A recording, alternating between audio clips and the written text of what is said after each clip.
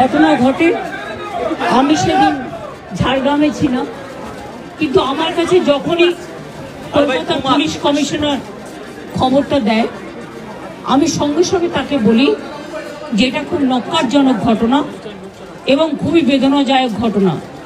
যেই জড়িত থাক তাকে ইমিডিয়েট শাস্তি দিতে হবে এবং আমরা চাই এই কেসটা ফাস্ট ট্র্যাক কোর্টে হোক। ফাস্ট ট্র্যাক কোর্টে হলে জুডিশিয়াল প্রসেসটা তাড়াতাড়ি হবে এবং তাতে আমরা ফাঁসির দাবি জানাবো। কারণ কিছু মনে রাখবেন, কিছু লোক এখনো সামাজিক অবক্ষয়ের মধ্যে আছেন, সামাজিক মূল্যবোধটাকে ভুলে গেছেন। মেয়েদের গায়ে হাত দেওয়া যে কত বড় অপরাধ এবং তার সাথে যে অত্যাচার করেছে বা তাকে যেভাবে খুন করেছে, আমি আশ্চর্য হয়ে যাচ্ছি। ওখানে নার্সরা ছিলেন, ওখানে ওদের সিকিউরিটি ছিলেন, সবাই ছিল, কিন্তু কি করে ঘটনা ঘটলো এটা এখনো আমি ঠিক বুঝতে পারছি না। পুলিশকে আমি বলেছি, বাবা মাও যেটা আমাকে বলেছেন যে ওদের ভেতরেই কেউ আছে।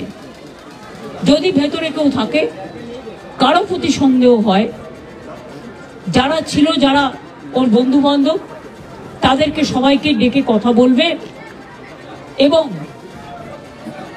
যিনি ফোন করেছিলেন প্রথম বাড়িতে তাকেও ডেকে কথা বলবে।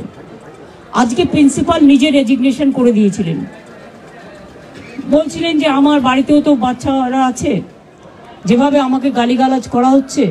তা আমরা তাকে বুঝিয়ে বলেছি, ঠিক আছে আপনাকে ওখানে কাজ করতে হবে না, আমরা ওনাকে সরিয়েছি অন্য জায়গায়। আমরা ওখানে MSVP-কেও সরিয়ে দিয়েছি ডিউ টু নেগলিজেন্স।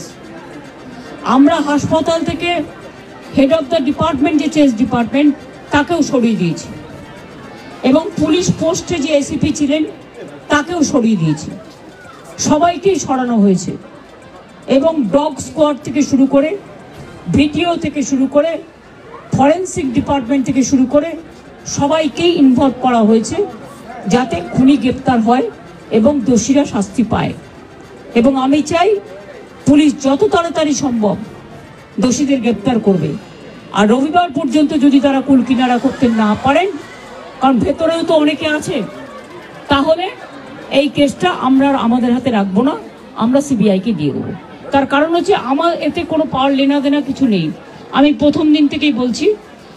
কিন্তু ওদের সাকসেস রেট খুব কম। তাপসী মালিককে যখন খুন করে হত্যা করা হয়, ধর্ষণ করে, আজ পর্যন্ত বিচার হয়নি। সিঙ্গুরে এটা হয়েছিল, নন্দীগ্রামে যখন 14 জন গুলিতে মারা যায় বা 10 জন হারিয়ে যায়, আজও তারা ফিরে আসেনি। এই কেসগুলো সব CBI-এর হাতে ছিল, রিজার্ভের কেসও ছিল, একটা কেসেরও বিচার হয়নি। এমনকি রবীন্দ্রনাথ ঠাকুরের নোবেল প্রাইজ চুরি হয়েছিল, সেই কেসটাও ছিল, মানুষ কোনো বিচার পায়নি। কিন্তু তবু মানুষের স্যাটিসফ্যাকশনের জন্য যদি কেউ ভাবতে পারে যে পুলিশ ঠিক মতো করতে পারছে না, যদিও Calcutta police is the best police in the world, তাদের তদন্তের যে সিস্টেমটা এবং সবচেয়ে ভালো অফিসারকে লাগানো হয়েছে সমস্ত কিছু দিয়ে। আমরা রোববার পর্যন্ত সবাইকে ডাকবো আমাদের